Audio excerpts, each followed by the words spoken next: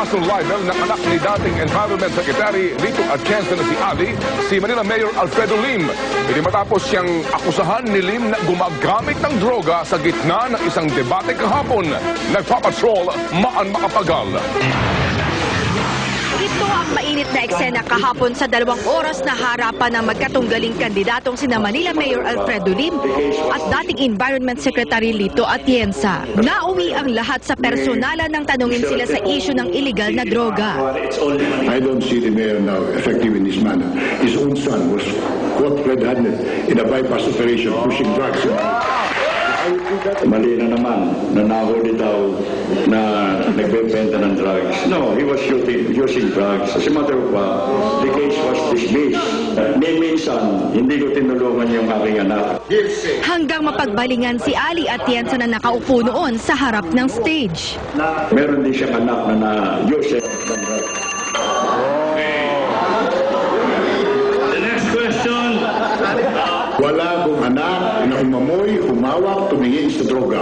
6 years kami magkasama ni Mayor Atienza as Vice Mayor. For 6 years, 92 to 98, I never saw his son, Ali.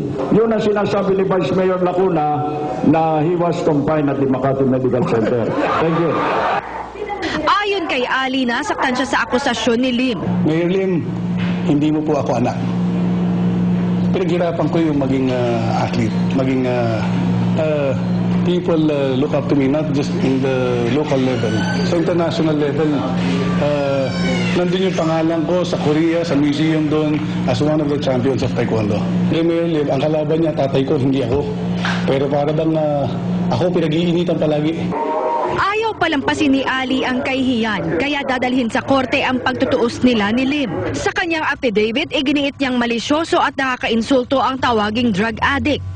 I really have to file this case, at least to set the record straight. Hindi po mali ang ginagawa niya, mali ang sinasabi niya, at ito ay dapat lumabas sa kaso. Itong kasong to, sigurado naman ako, siya ang dapat makulong dito. Siya ang dapat maging guilty dito.